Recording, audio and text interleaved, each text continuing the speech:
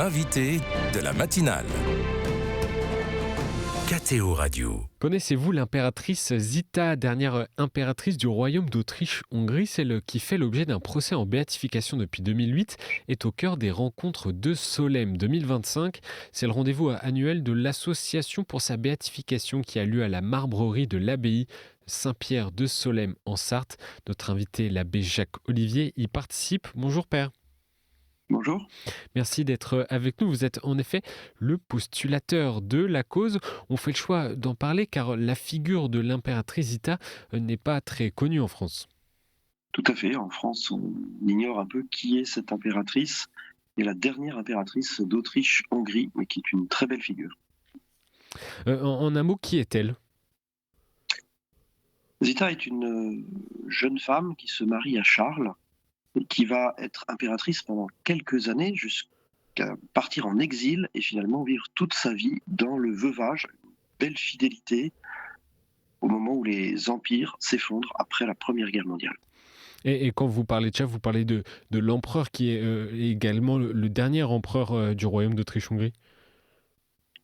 Tout à fait, il s'agit de Charles qui va accéder au trône après l'assassinat de l'archiduc, qui est la cause de la Première Guerre mondiale.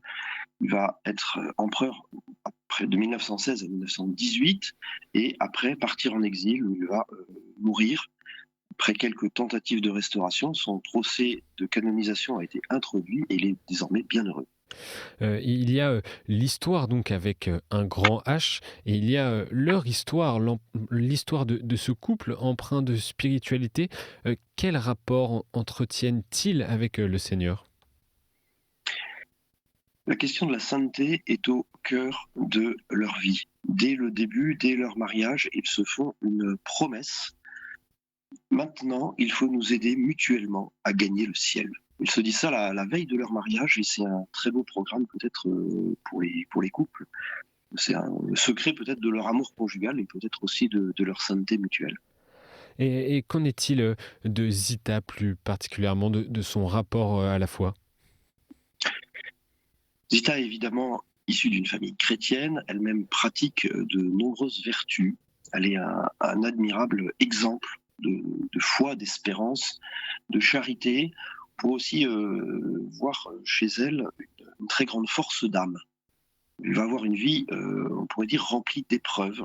Elle commence dans la gloire, sans doute, c'est une impératrice, mais elle va tomber très bas, peut-être un petit peu un clin d'œil à son patronage. Elle est sous le patronage de sainte Zita de Luc, qui est une servante, et d'impératrice, elle se retrouve veuve, à devoir éduquer ses enfants sans argent, en exil, obligée de changer à de nombreuses fois de domicile.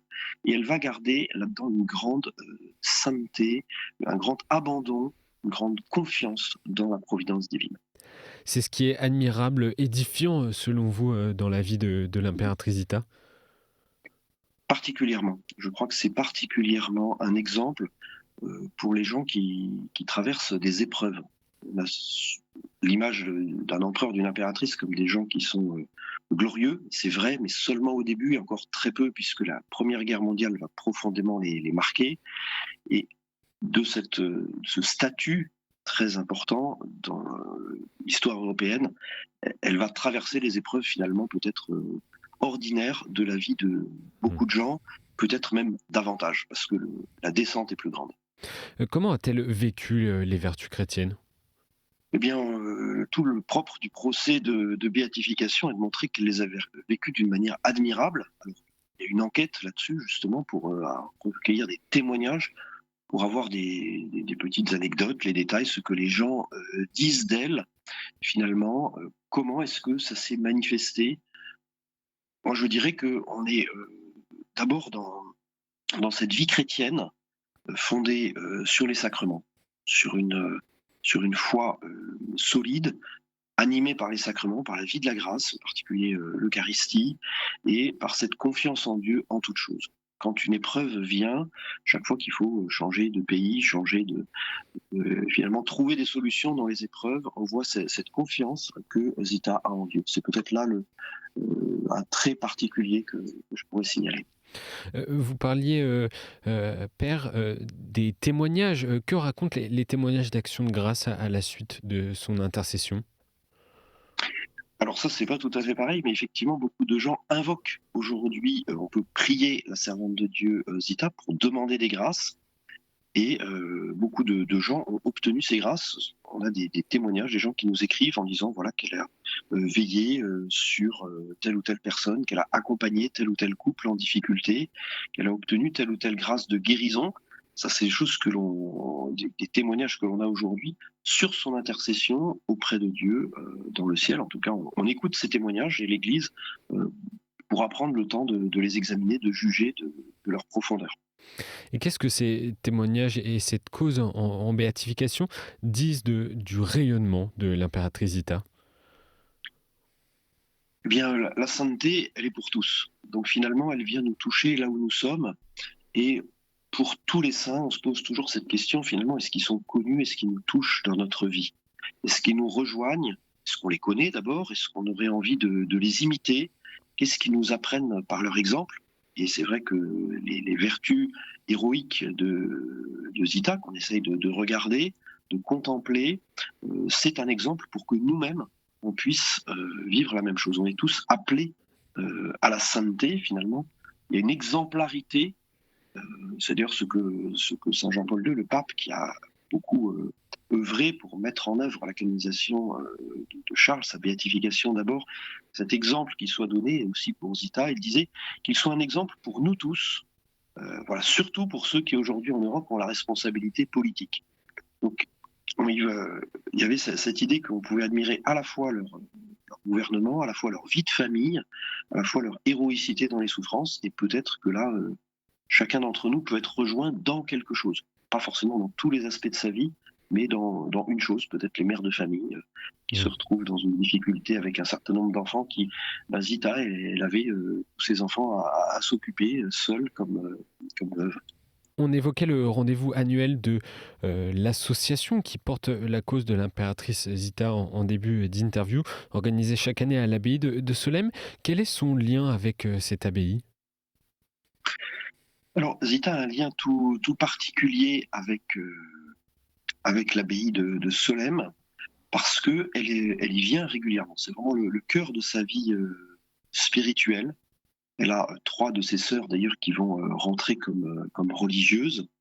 Et Zita avait ce désir de la vie religieuse. D'abord, elle y vient pour se ressourcer spirituellement, à titre personnel, mais elle va par la suite également venir vivre de la vie monastique à Solesmes avec les religieuses. Une fois que ses enfants sont casés, elle va même faire la demande de rentrer au couvent. Le pape va lui dire non, qu'elle doit conserver sa vocation, et ses enfants aussi vont s'y opposer d'ailleurs. Elle doit conserver son rôle d'impératrice, mais elle aura la permission de venir vivre un mois par an en clôture.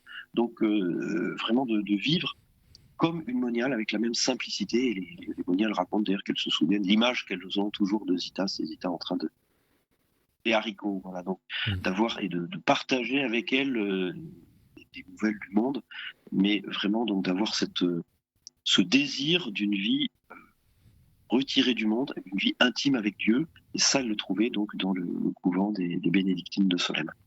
Et c'est ce qui explique que ces rencontres sont organisées à l'abbaye de Solesmes chaque année? Oui, puisque l'abbaye de Solesmes est au cœur aussi du procès de béatification de l'impératrice. Il y a eu un peu une exception. Normalement, on ouvre le procès à l'endroit où la personne est morte. C'était à Zizier, en Suisse, dans le diocèse de Coire.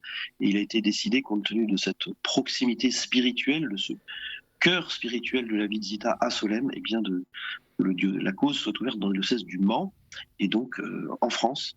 N'oublions pas que Zita est d'origine lointaine, mais quand même par sa famille, et quelque part un peu française, puisque les Bourbon-Parme sont dans les héritiers des familles royales françaises. Son nom de famille avant de se marier était Bourbon. Parme, vous êtes donc, je le rappelle, abbé Jacques Olivier, le postulateur de la cause. Quel est votre lien, votre relation avec Zita?